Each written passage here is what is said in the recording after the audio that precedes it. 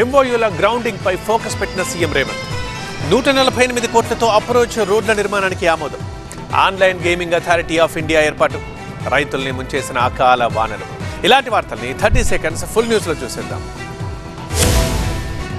పెట్టుబడులకు సంబంధించి వివిధ వేదికలపై తెలంగాణ ప్రభుత్వంతో అవగాహన ఒప్పందాలు కుదుర్చుకున్న కంపెనీలు, సంస్థలు తమ కార్యకలాపాలు ప్రారంభించేలా చర్యలు తీసుకోవాలని ముఖ్యమంత్రి రేవంత్ రెడ్డి అధికారులను ఆదేశించారు.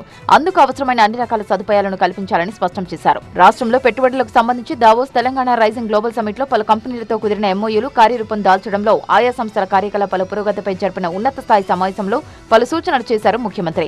పెట్టుబడులకు ఒప్పందం కుదుర్చుకున్న సంస్థలను 3 కేటగిరీలుగా విభజించి పేరు ప్రఖ్యాతులున్న సంస్థలకు మొదటి ప్రాధాన్యత ఇవ్వాలని చెప్పారు.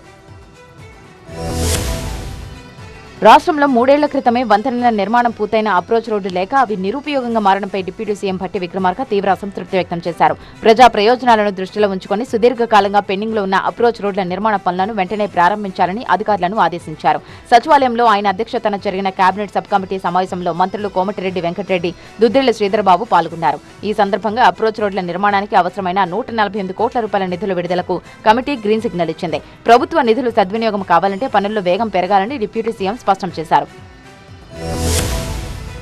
నగదుతో ముడిపడిన ఆన్లైన్ గేమ్లను నిషేధిస్తూ చట్టం తీసుకొచ్చిన కేంద్ర ప్రభుత్వం తాజాగా నిబంధనలను నోటిఫై చేసింది. గతేడాది పార్లమెంట్ ఆమోదం పొందిన online gaming promotion and regulation act ను అమలు చేయడానికి అవసరమైన నిబంధనలను కేంద్రం నోటిఫై చేసింది. ఇవి మే 1 నుంచి అమల్లోకి రానున్నాయి. దీంతో పాటు ఆన్లైన్ గేమింగ్ అథారిటీని ఏర్పాటు చేస్తూ కేంద్ర ఎలక్ట్రానిక్స్, ఐటీ మంత్రిత్వ శాఖ నిర్ణయం తీసుకుంది. ఏ గేమ్ చట్టబద్దమైనదో ఏది కాదో నిర్ణయించే అధికారం ఈ అథారిటీకి ఉంటుంది.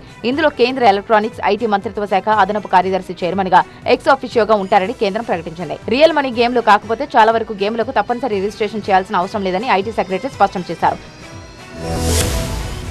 మహబూబాబాద్, ములుగు జిల్లాలో ఈదురు గాలులతో కూడిన భారీ వర్షం రైతులకు కష్టాలను మిగిల్చింది. పలు ప్రాంతాల్లో వడగళ్ల వాన కురియడంతో పంటలకు నష్టం వాటిల్లింది. గంగారం మండలంలో మిర్చి, ధాన్యం, మొక్కజొన్న పంటలు తడిసిపోయాయి.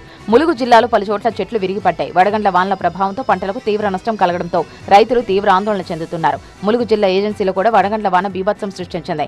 మంగపేట, ఏటూరు నాగారం, వెంకటాపురం మండలాల్లో ఈదురు గాలులు బీభత్సానికి పలు ప్రాంతాల్లో రోడ్లపై చెట్లు విరిగిపడ్డాయి.